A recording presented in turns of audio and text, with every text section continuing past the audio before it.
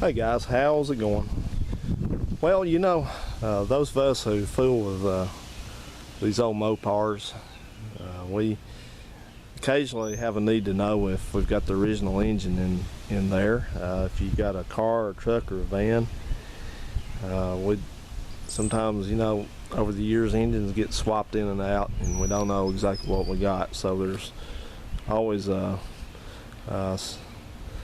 curiosity of what you have in there. Now I know my Plymouth there, that's a 68. I'm pretty sure it's the original 383 in there according to the date and the casting number. But for vehicles Mopars 69 and later, it gets even easier because they have some VIN numbers located on the engine block and the transmission that will let you know right away if you've got the numbers, original numbers matching engine in it, or you do not. So this is a 318 engine and automatic A904 transmission that I've had for quite a long time. It came out of a 1975 Plymouth Duster that was unfortunately too rusty to restore. So we're going to use it as our example. Now, I've already done a video about this, showing you some numbers on this engine. Up front on a small block, you've got the displacement number, which, if that'll focus, there we go, that's a 318.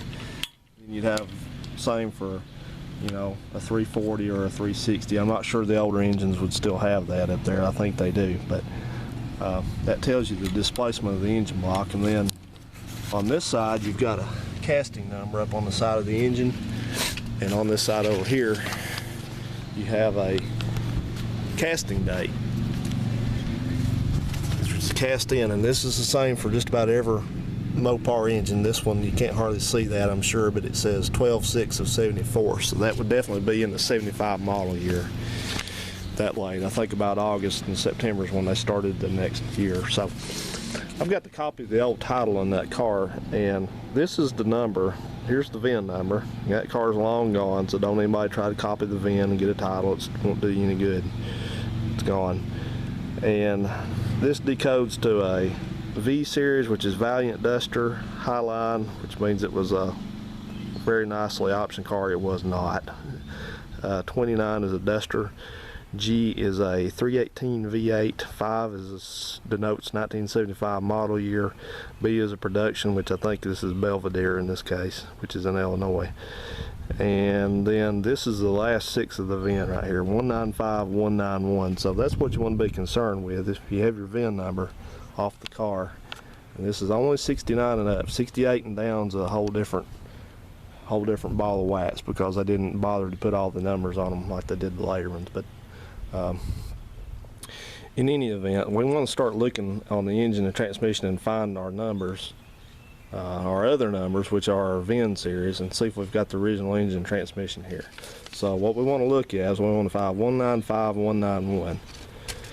And on the V8s, I'm not sure about where the slant 6 is located, but on the V8s, the VIN pad is above the oil pan rail on the side of the block right there. And you see this one, I've cleaned it off. Camera may have some issues focusing there for a second, but if you can see that, I'm going to put some light on it here. Yeah, let's get in a little closer. Come on, camera, do your thing, man. This camera is not happy about that. Okay, I think we can make that out. See there, it says 195191. So that absolutely is the original engine from that Duster. And that's, like I said, that goes for small blocks like this one, and big blocks, 383, 400, 440, whatever you got.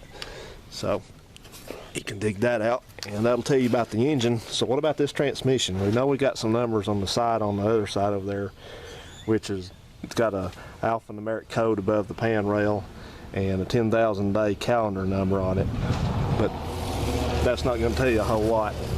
We want to find our VIN number on this torque flight back here. So we're going to also look at the passenger side of the transmission here, and we're going to look for the VIN pad, which on this one is right here. Now take a look again at the camera.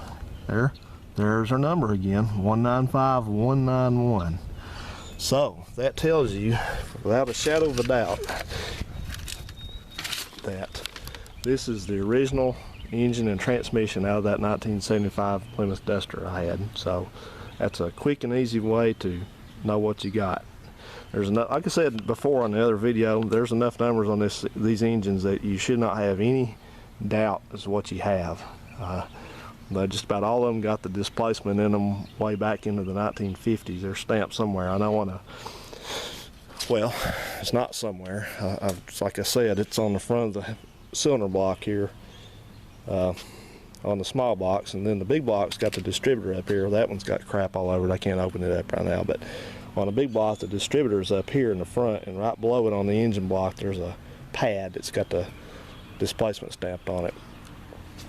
And if you still can't figure it out, sometimes it's stamped, it's cast into the side of the block too. It'll say 318 or 360 or something like that. So anyway, but this part here I've just showed you, that will definitely and like I said, don't get confused on this. If you have a 67 or 68 on down, then you're liable not to be able to find those numbers. So don't panic if you don't find them.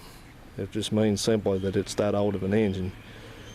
So, and anyway, so this engine here can go up for sale. I'm gonna put it on Craigslist and sell it, because I've been holding it for a rainy day project which has never came yet. So maybe somebody can use it, because it did run good. It's got a lot of miles on it, but that transmission has been rebuilt. So, okay, well, if you got any questions, feel free to ask me on this. I'll be glad to help you. Thanks for watching, guys. Have a good one.